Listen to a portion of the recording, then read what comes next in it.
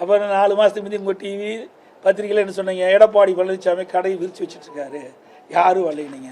கூட்டணியெலாம் வந்தவர்கள் என்ன சொல்கிறீங்க, ஆகா இது அழுத்த கொடுத்து வந்துன்னு சொல்கிறீங்க.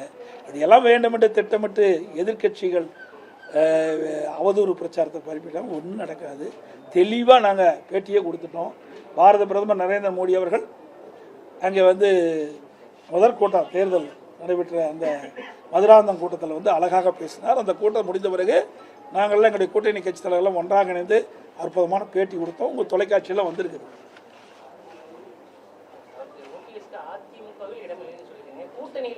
சார் அதெல்லாம் எதை பேசணுமோ அதுதான் பேச முடியும், எல்லாவற்றையும் பேச முடியாது. ஒவ்வொரு கட்சியும் எல்லா கட்சியும் முடிவெற்ற பிறகு தான் தொகுதி பங்கெடுப்பாங்க. இன்னும் சில கட்சியோடு நாங்கள் பேசிகிட்டு இருக்கிறோம். அந்த கட்சிகள்லாம் ஒருங்கிணைத்த பிறகு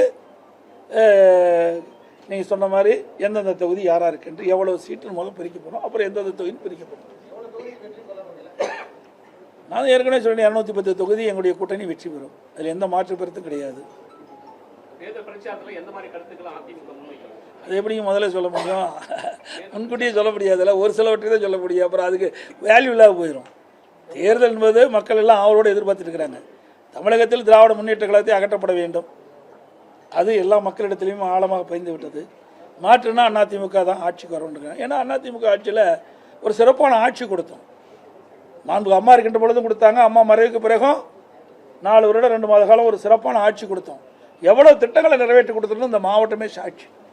தமிழ் முழுவதும் ஒவ்வொரு மாவட்டத்திலும் ஒவ்வொரு சட்டமன்ற தொகுதியிலும் அதிமுக ஆட்சி இருக்கின்ற பொழுது மக்கள் கொடுத்த கோரிக்கை நாங்கள் நிறைவேற்றி தந்திருக்கிறோம்.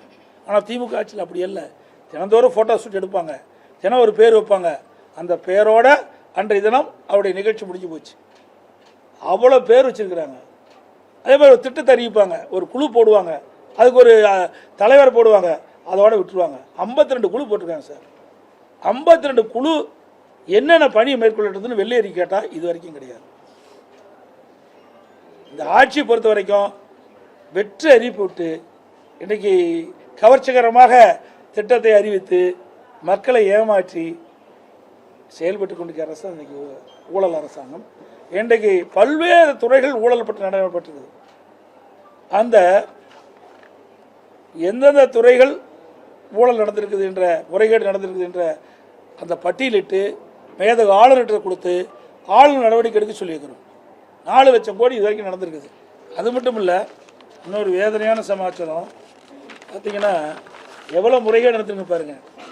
2026-27 நிதியாண்டில் நெடுஞ்சாலைத்துறைக்கு ஒதுக்கப்பட வேண்டிய நிதியிலிருந்து விதிமுறையெல்லாம் மீறி இந்த மாதமே 2000 கோடி சாலை பணிக்கு ஜனவரி மாதம் ஒப்பந்தம் விட்டுருக்குறாங்க. அதாவது 2026-27 நிதியாண்டில் சட்டமன்றத்தில் வச்சு அதுக்கு ஒப்புதல் வாங்கி அப்புறம்தான் ஒதுக்க முடியும். இந்த ஆண்டுக்கு இந்த நிதியாண்டில் எந்த யார் ஆட்சிக்கு வராங்களோ அவர்கள் தான் அந்த திட்டத்தை நிதி ஒதுக்க முடியுமா ஒழிய இந்த ஆட்சியில் அதை கூட கடைப்பிடிக்காமல் விதிகளை மீறி முறைகேடாக நடந்திருக்குது. அந்த அளவுக்கு எந்த ஒரு அச்சமும் இல்லாமல் தைரியமாக ஊழல் செய்கின்ற ஒரே அரசாங்கம் திமுக அரசாங்கம். அது மட்டும் இல்லை, அதே போல் 650 கோடிக்கு கிராம சாலைகள் இன்றைக்கு அதை ரினியூல் பண்ணணும்னு சொல்லியிருக்கிறாங்க. இதையெல்லாம் விதிமுறைகளுக்கு புறம்பாக அறிவிக்கப்படுது. ஏன்னா தேர்தல் தோல்வி வந்துட்டுது. அந்த தோல்வியின் காரணமாக இந்த அறிவிப்பெல்லாம் திமுக அரசு வெளியிட்டிருக்கு. இதையெல்லாம் அதிமுக ஆட்சி வந்தவருக்கு எப்படி விதிமுறைகளுக்கு முரணாக டெண்டர் விட்டதை ஒப்பந்தம் விட்டதெல்லாம் ரத்து செய்யப்படும். தொடர்ந்து டிஜிபி வந்து நியமிக்கிற நீங்களும் தொடர்ந்து இன்னொன்னு சட்ட ஒழுங்கு பிரச்சனையும் அடிக்கடி நடந்துட்டு இருக்கு. நீங்க டிஜிபி நியமிக்கணும்னு கோர்ட் நீதிமன்றத்தை அணுகிறதுக்கு வாய்ப்பு இருக்கா? ஏற்கனவே நீதிமன்றம் போய் தான் இவர்கள் அந்த பட்டியலே அனுப்பிச்சாங்க யூபிஎஸ்சிக்கு. பிறகு அது ஒரு கடப்பில் போட்டாங்க. அதுக்கு உச்ச நீதிமன்றம் போய் தான் அப்புறம் அது வேறு 3 பேர் யூபிஎஸ்சியில் வந்து மத்தியில் 3 பேர் அந்த அனுப்பப்பட்ட அந்த டிஜிபி பட்டியலில் 3 பேர் தகுதியானவர்கள் என்று மாநில அரசுக்கு அனுப்புகிறாங்க. அந்த 3 பேரில் ஒருத்தரை நியமிக்க வேணும். இது வரைக்கும் நியமிக்கவே இல்லை. ஒரு பொறுப்பு டிஜிபி நியமித்தாங்க. அவர் உடல்நலம் சரியில்லாமல் மருத்துவமனைக்கு போயிட்டார். அதுக்கு ஒரு பொறுப்பு டிஜிபி. இப்படி பொறுப்பற்ற அரசாங்கம் தான் பொறுப்பு டிஜிபி நியமிக்கும். நாட்டில் இவ்வளோ பிரச்சனை நடந்திருக்குது.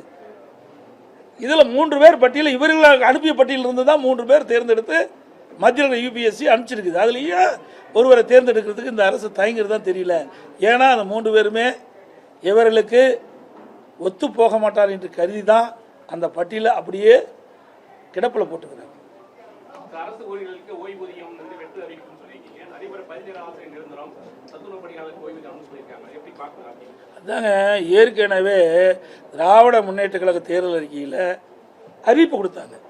அந்த அறிவிப்படி தான் போராட்டம் பண்ணிட்டு இருக்கிறாங்க.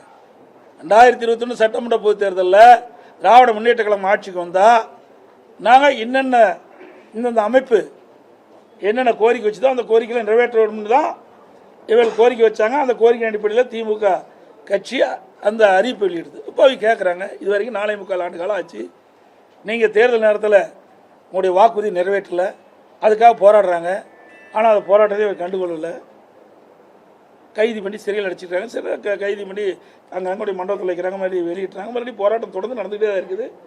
ஆக அவர்கள் கேட்பதில் என்ன, நீங்கள் வாக்குறுதி கொடுத்தீங்க, வாக்குறுதிப்படி நாங்கள் வாக்களித்தோம், நீங்கள் ஆட்சிக்கு வந்துட்டீங்க, ஆட்சிக்கு வந்தபடி வாக்குறுதி நிறைவேற்ற வேண்டும் என்று தான் போராட்டம் பண்ணுறாங்க.